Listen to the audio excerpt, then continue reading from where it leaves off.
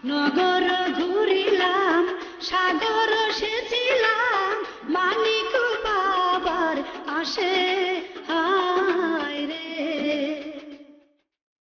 নগর ঘুরিলাম সাগর সেচিলাম মানিক আসে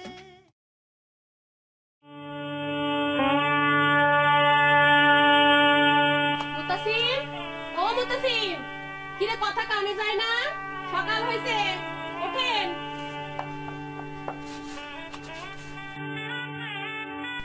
এই যে শুনছেন এই যে কি হয়েছে ওঠেন তো মেলা বেলা হইছে হ্যাঁ উঠছি রাতে ঘুমাতে পারি না আর একটু ঘুমাতে দাও এই যে শুনছেন এই যে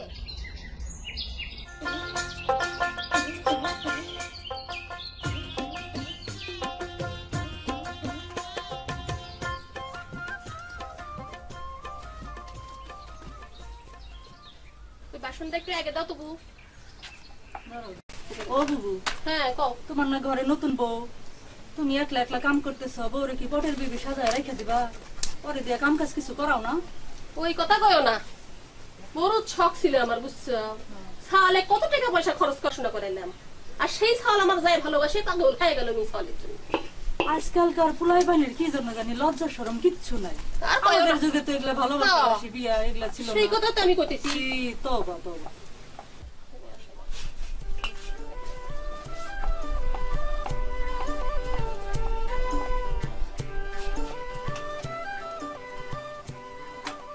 আর কইও না বউ কপালের দুঃখ বুঝছো কপালের দুঃখ কত শখ করে সালে দিয়ে দিলাম পাশের বাড়ির ওই যে আমার জমিত কামলা খাইতে খাইবো তার সালে দিয়ে দিল মোটর সাইকেল বাসন কুসুম ঘরে ড্রেসিং টেবিল কত কিছু আর আমার সেই কপাল ফকিন্দির ঘরের থেকে আনছি তোমারে তো আগেই কইছিল তুমি তো শুনলা না আমার যে ভাইয়ের মেয়ে সখিনা আছে ওরে বিয়া করাইতে জিনিসপাতি তোমারে একদম বইরা দিত আবার হচ্ছে মেয়াটাও লক্ষ্মী কি আদব কায়দা ওই কপাল আমার আনছো তো খালি দলা গাই রং ছাড়া কিছুই নাই তখন কি করবা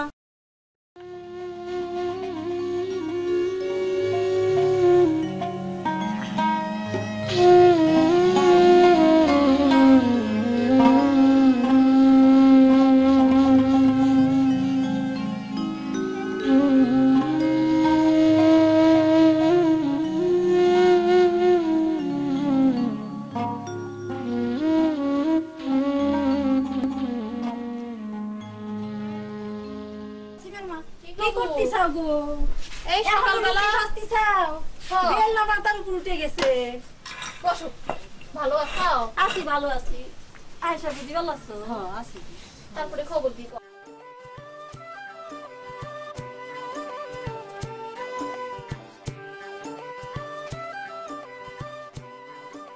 কি গো সাওয়ালেক যে বিয়া দিলা তো বিয়ার বাইরে থেকে কি কি দিল তা দেখ পেলাম জিনিস কিনু কাটিছ ওই কপাল কি আমার হয়েছে ওই কথা আমার কয়ও না বউ সেই কপাল আমার লে কেন কি গো কি কয় কিছুই দেয় না বুঝছো কামলা যে খাইতে খায় তার মেয়েকে বিয়ে দেওয়ার লেগে অন্তত বাসন পাতি দেয় দেয় না বুকাও আরে ফকিন্নির ঘরের থেকে আনিছি যে কিচ্ছু না তাহলে একটা বুদ্ধি দেই, শোনো শোনো তুমিও শোনো। কও, কি? কথাটা হচ্ছে কি, ওই যে উত্তর পাড়ার যে করিম হ্যাঁ। আর আমাদের গ্রামের ওই যে সালাম, এটা যে বিদেশে গেল, হ্যাঁ, হ্যাঁ। কত টাকা পাঠাচ্ছে যে, তো তোর বেটা বিদেশে পাঠান না কে?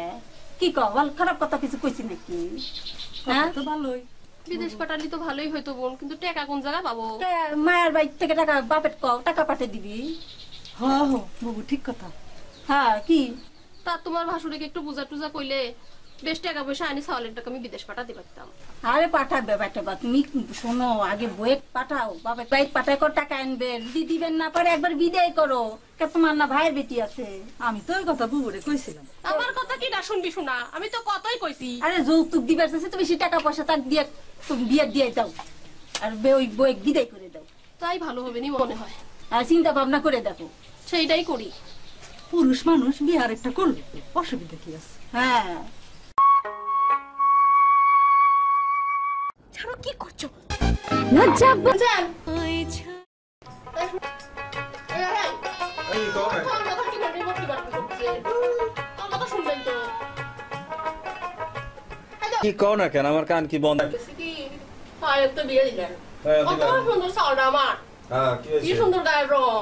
হ্যাঁ, হ্যাঁ, হ্যাঁ। সেই চাউলে কেমন বেশি দিলাম, কিছুই আসলেন না। আরে তা আমি কি কব? আমি কি জানি যে ওর শ্বশুর এরকম ছোট লোক? আমি তো চিন্তা করছি কিছু কওয়াই লাগবে না, ওর মায়ের বিয়ে দিছে নিশ্চয় সাজা গুজা দিবি, তাই এরকম যে খালি হাত পায়ে পাঠাবি তা চিন্তা করেছি। পাড়ার লোকজন দুনিয়ার কথা কয়। আর আর লোকের কথা শুনে আমার লাভ আছে? আর আমি কি তোমার সাওয়ালে কি নিজে পছন্দ করে আনি তোমার সাওয়ালের বউ বানাই দিছি নাকি? কি তোমার সাওয়ালি তো দেখে মাথা ঘুরিয়ে গেছে, মাথা খারাপ। লোকে বাঁচতে ওরা বেটার বাড়িতে ব্যাগ দিত, বাবার বাড়িতে সুস্থ টাকা নিয়ে আসুক, তাই তো আর একটা বিয়ে করা দাও।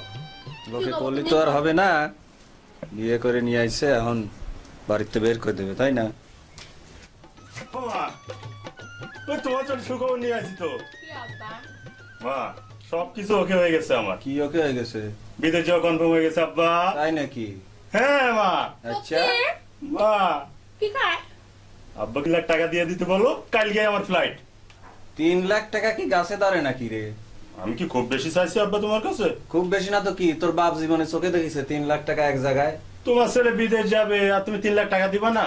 বিদেশ গিয়ে আমি তোমার জন্য সব দিয়ে দেবো। তুই বিদেশ যাবি, তুই যে সাদা চামড়া বিয়ে করেছিস তার বাপের কাছে গিয়ে কহ। আমি কি খুব বেশি টাকা চাইছি মা? মাত্র 3 লাখ টাকা। তুমি আব্বাকে বলে একটু বুঝাও না। আব্বা তুমি গো, এত টাকা তোমার আব্বা কোন জায়গা পাবে? তোমার লেখাপড়া শিখাতে যায় সব টাকা খরচ হয়ে গেছে, এখন কোন পাবে গো? তুমি এক কাজ করো, তোমার শ্বশুরের যায় পাবা, 3 লাখ টাকা তো দিবনি। আর তুমি টাকা দিবে না আমার? এই হারামজাদা সাওয়াল, তোরে জন্ম দিয়ে কি আমি পাপ করেছি নাকি? তুই যা, তুই যে সাদা চামড়া বিয়ে করেছিস তার বাপের কাছ থেকে টাকা নিয়ে আইসে লন্ডন যাবি না আমেরিকা যাবি, যেখানে যাবি যা। তোমার টাকার আমার দরকার নেই। এই হারামজাদা সাওয়াল যা। তুই যাবো না, তুমি টাকা দেবো না মানে? কি কর? তুই বেরো, তুই এখন ও মা, আমি গেলাম, আমি চলে গেলাম। যা। আব্বা শোনো, সুরাইয়া কই গেল?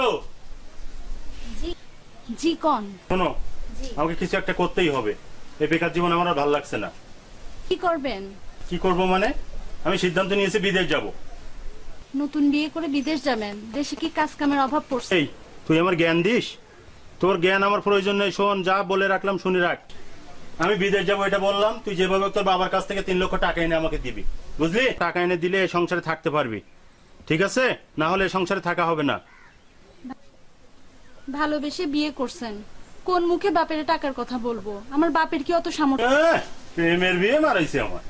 তোকে ভালো না বেশি অন্য কোথাও ভালোবাসলে আজকে আমার কপালে দুর্গতি হতো না। হলো তোকে বিয়ে না করে অন্য কোথাও বিয়ে করলে আজকে আমার অনেক উপকার হতো। আজকে আমার টাকার জন্য তোর কাছে বলা লাগতো না, বুঝলি?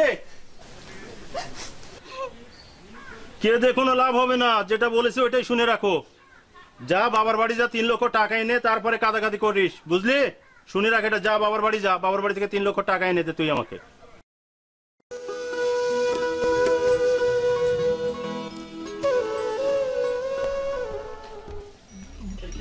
তুই যাস না এখনো? তুই যাস না? কি হয়েছে আপনারা এমন করতেছেন? কি হয়েছে মানে? তোকে আমি আগে বলে গেছি তুই বাবার বাড়িতে টাকা এনে দে। তুই এখন যাস না মানে? ফকিন্নির মেয়ে। বসেন তো, শান্ত হন। ওই বসেন, তোমার তোকে আমি বলেছি টাকা এনে দিতে। তুই যা বাবার বাড়ি যা, বাবার বাড়ি থেকে আমার জন্য টাকা এনে দিবি, তাই পরিষ্কার? না হলে এখানে আসবি না আর কখনো।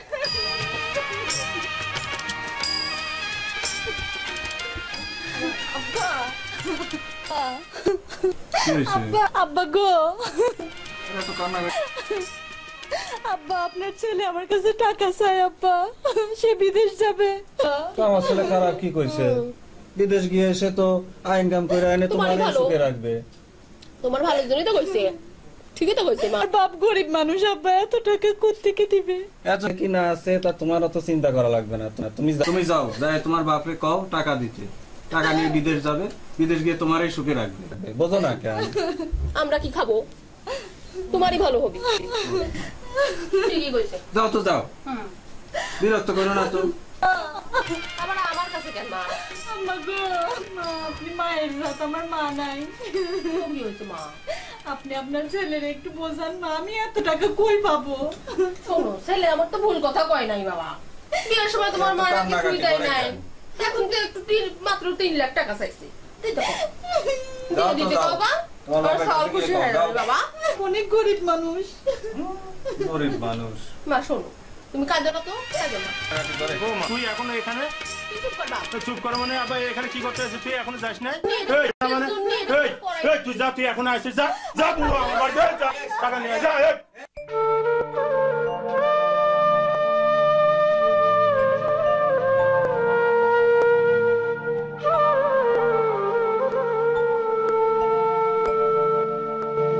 ওরা লম্বা লম্বা কথা বলে, ওরা লম্বা লম্বা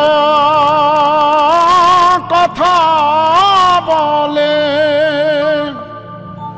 ওরা লম্বা লম্বা কথা বলে, তবু নিজের স্বার্থ ছাড়ে না। ওদের কথা শুনলে আমার মুক্তি হবে না। মা, জামাই কোন? তুমি একলা যে? আপনার জামাই আমার যৌতুকে তাড়া দিছে। কি সর্বনাশের কথা কও? হ্যাঁ, জামাই যৌতুকের জন্য? তুমি কি কও এটা? তুমি কি কও এটা? কি গো চাচা, বাড়ি আসো গো, বেজমা চাচা। এ কবির নাকি? ও বাপ, আসো বাপ, আসো আসো বাপ, আসো এখানে বসো বাপ।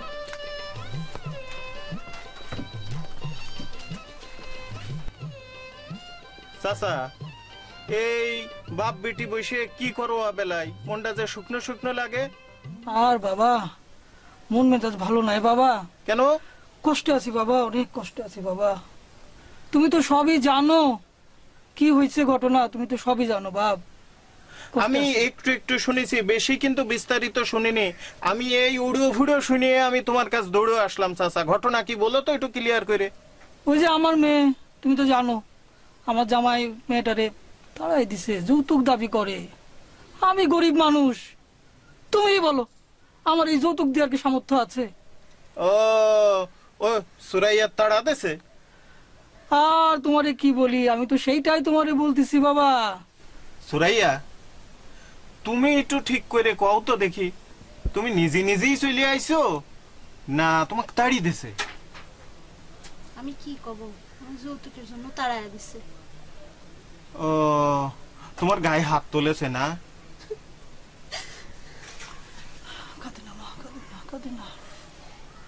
তোমার মর্ম আর কি বুঝবে ওই গাধা মুতাসিম। তো যাই হোক, আমি আইসি যখন একটা ব্যবস্থা হবে। তো তোমার হাতের বহুদিন একটু পানি খাইনি, এক গ্লাস একটু পানি খাওয়াও তো।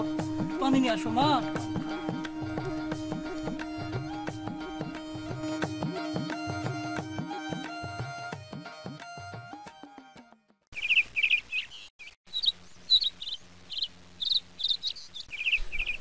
কে মেজবা নাকি? আসো আসো।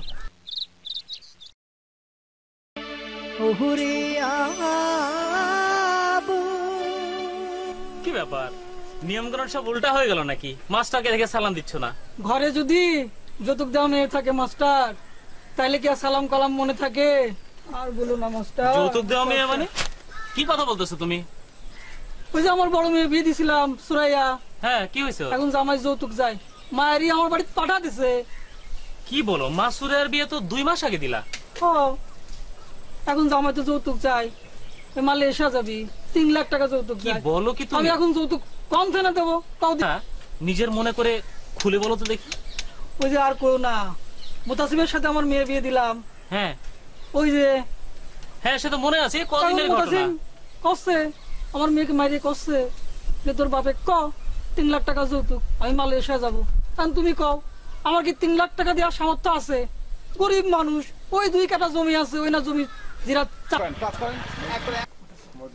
এই তো ফজল, হ্যাঁ চা দে।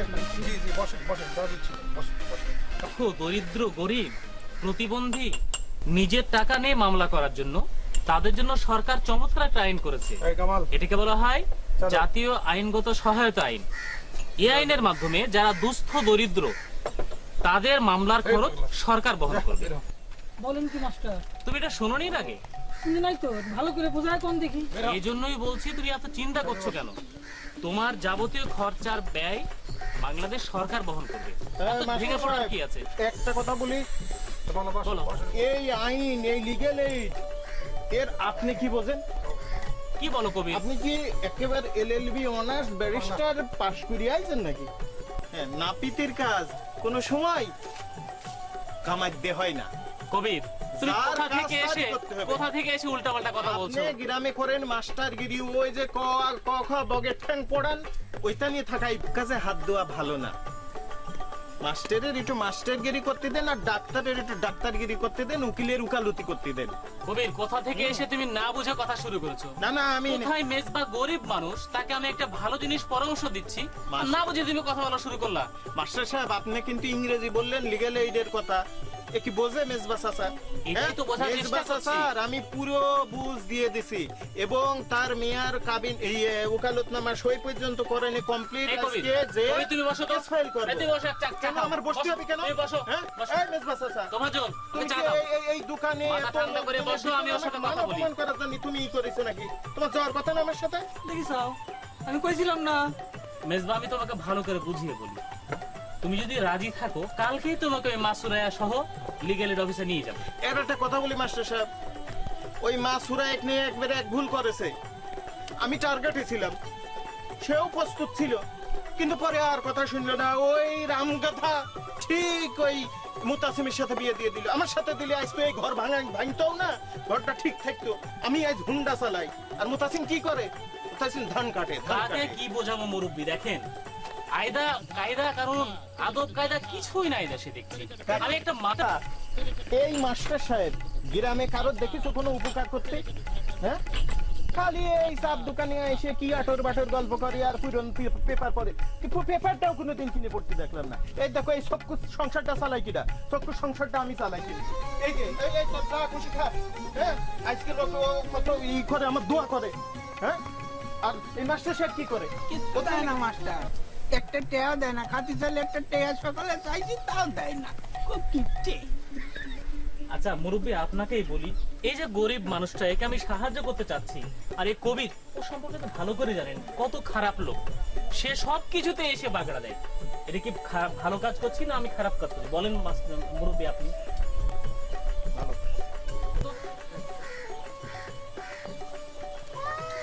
বুঝছেন মুরব্বী, নিয়ম কানুন দেশে কিছু নেই। দেখেন, একটা ভালো জিনিস বোঝাচ্ছি একটা গরিব মানুষকে, কোথা থেকে কবির এসে নতুন করে কথা বলা শুরু করেছে। আচ্ছা, ওই মুরব্বী সাক্ষী মেনে লাভ থাকি? মুরব্বী কি আমার কথা বলার সময় ছিল? মাস্টার সাহেব, আপনিও কিন্তু ছিলেন না। হ্যাঁ, আপনি গ্রামে কয়জনের কি উপকার করে দিয়েছেন?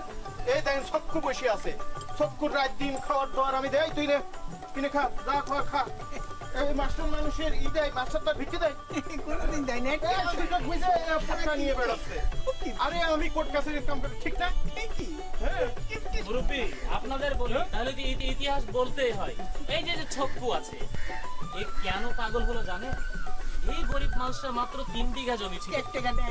এই কবির 3 বিঘা জমি জাল করে তাকে পথে বসাইছে। আজকে সে জমির জন্য পাগল হয়েছে।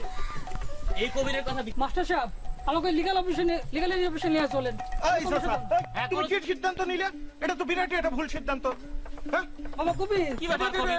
এটা তো ঠিক না। তুমি আমার বাকি টাকাটা দিয়ে দাও, টাকা দিয়ে দাও, আমার কোনো কথা নেই। তুমি একবার তোমার মেয়েটা কিন্তু দাও না, আমার সব কথা দিও কিন্তু একবার নিয়ে দাও নি। হ্যাঁ তারপরে মাস্টার সাহেব আমার মান সম্মান তুই কথা বলেছ। কবি তুমি উত্তেজিত হচ্ছ কেন? নিছি হ্যাঁ আমি কি তোমার মিয়া?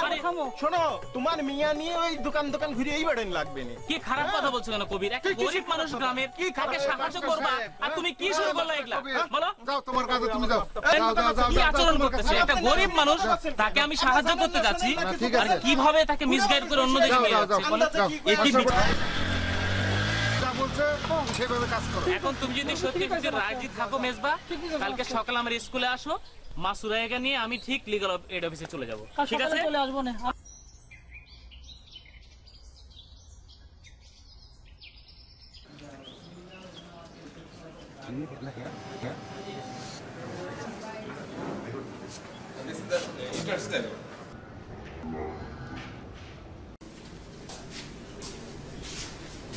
আসসালামু আলাইকুম ভাই। আসসালাম জি।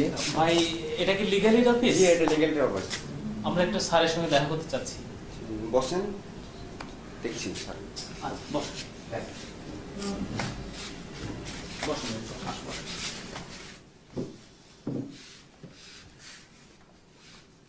মাস্টার হবিনি তো? আরে এত চিন্তা করো কেন? ওই স্যারের অনুমতি পেলে আমরা যাব। সুরাইয়া তুমি ঠান্ডা মাথায় সবকিছু খুলে বলবা, ঠিক আছে? কোনো চিন্তা করো না। আসেন। আচ্ছা চল চল।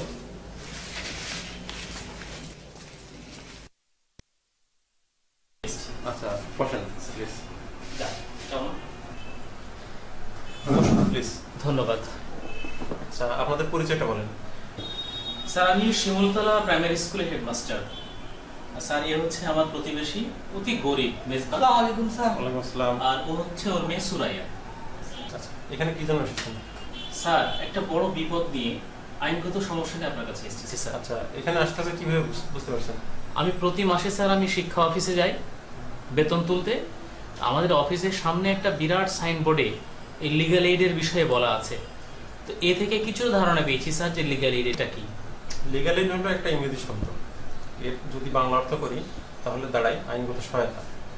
যারা অসহায়, দুস্থ, গরিব, যাদের মামলা করার মতো যথেষ্ট সামর্থ্য নাই, তাদের মামলা চালানোর খরচ বাংলাদেশ সরকার বহন করে থাকে।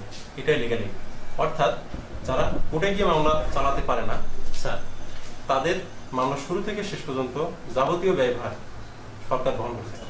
আচ্ছা কি সমস্যা একটু খুলে বলেন তো। মাসুরা তোমার সমস্যাটা তুমি বলো মা। স্যারকে বলুন।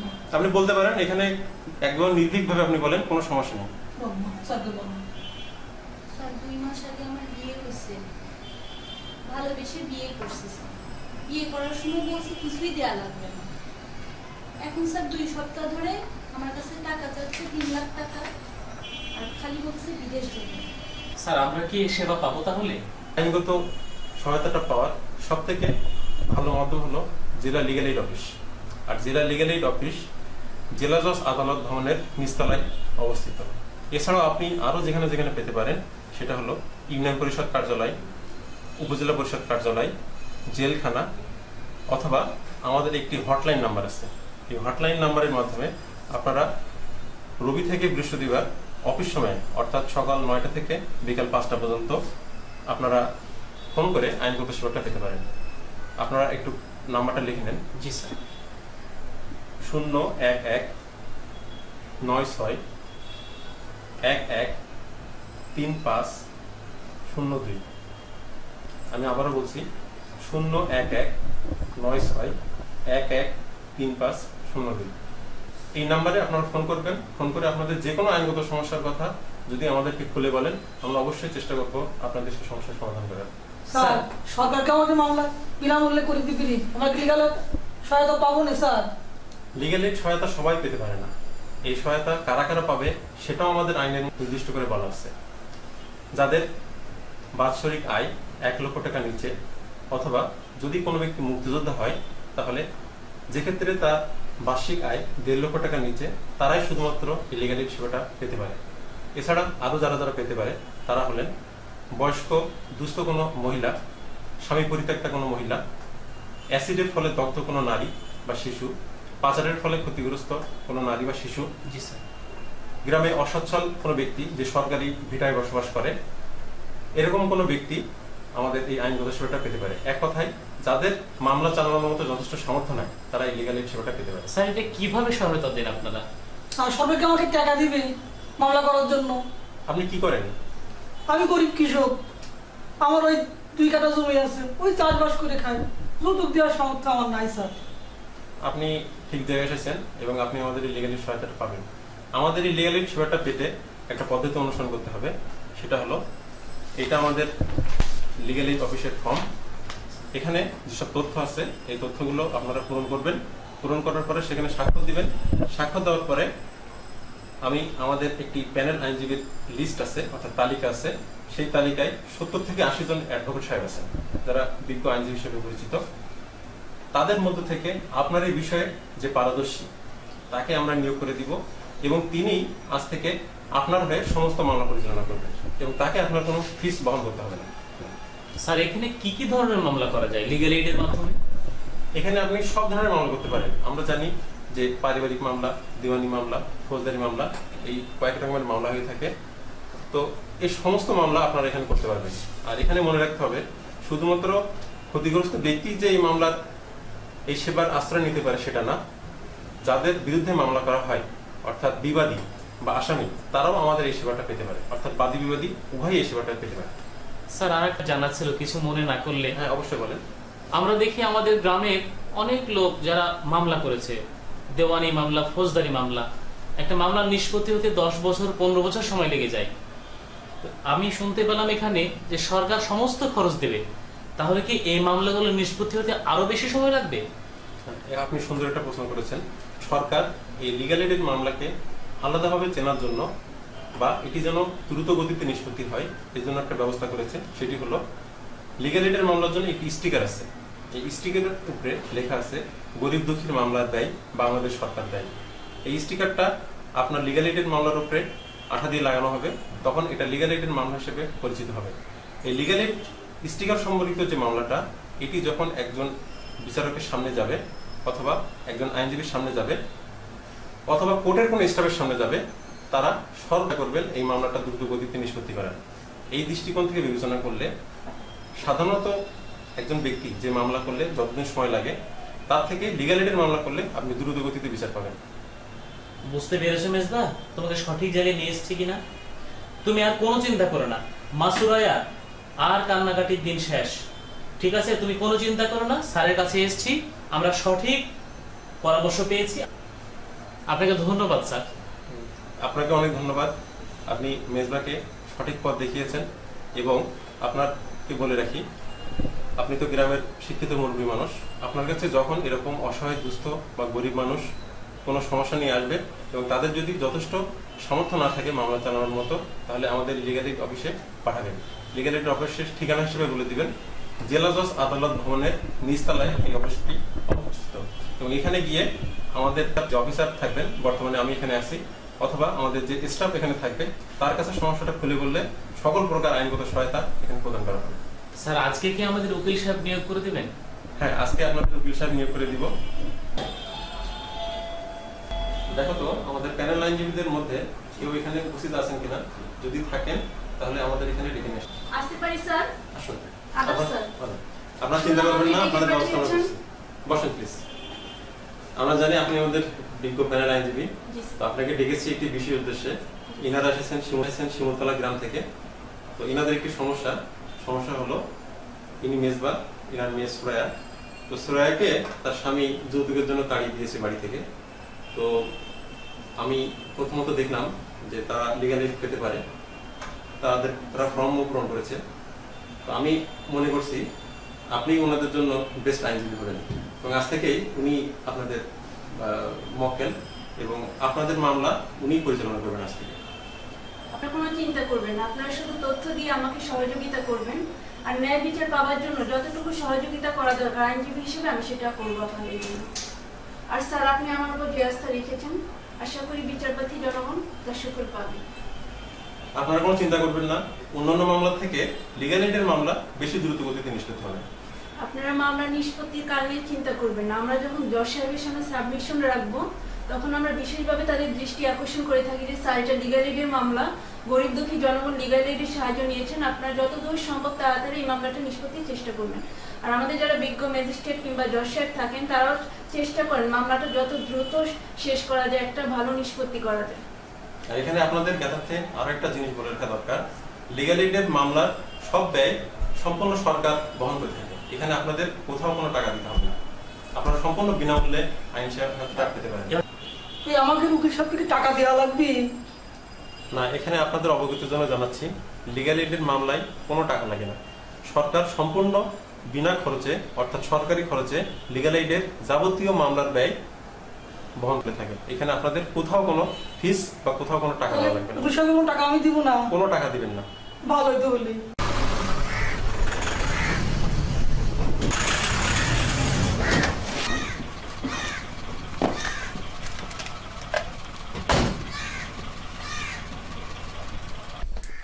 মতসিম, মতসিম, মতসিম, কে? আপনার নাম মতসিম? স্যার।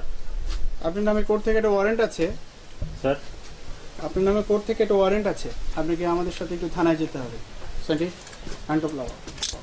স্যার।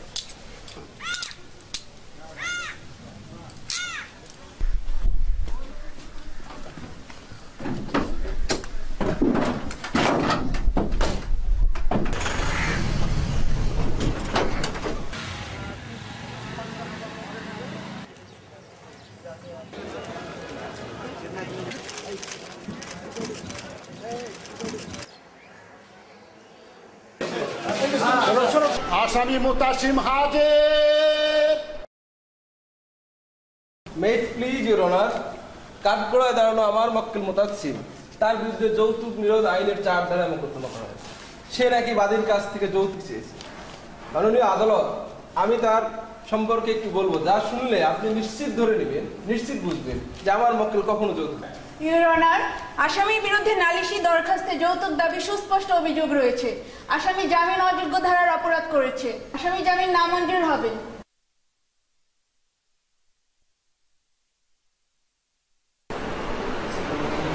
জামিনের দরখাস্ত নামঞ্জুর।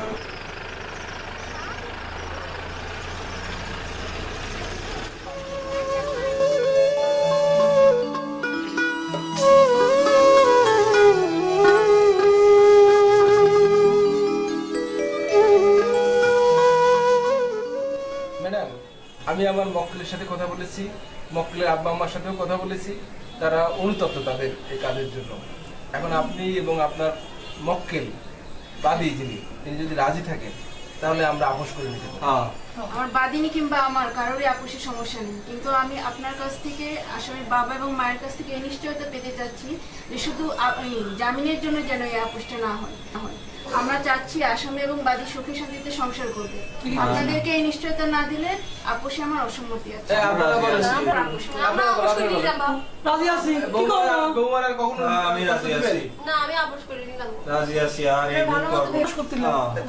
তাহলে তো আপনি শুনলেন, সবাই আপোষ করতে চায়, এখন আমরা আপোষ করে নিই।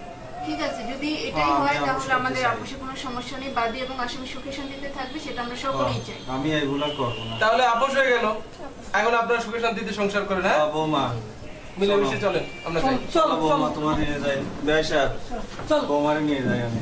আপনি কিছু মনে করেন না? বাদীর উপর যেন কোনো নির্যাতন না হয়। না না, চলো মা, চলো। আপনার ছেলেকে ভালো মতো বুঝাই। চলেন যাই, আমরা আপোষ হয়ে গেল। হ্যাঁ, ভালোভাবে থাকেন। তুমি বৌমারে নিয়ে যাও। বাংলাদেশ সরকার আমাদের মতো গরিব দুঃখীদের সরকারি খরচে মামলা করার ব্যবস্থা করায় আজ আমি উপকৃত এবং স্বামী সংসারে ফিরে যেতে পেরেছি।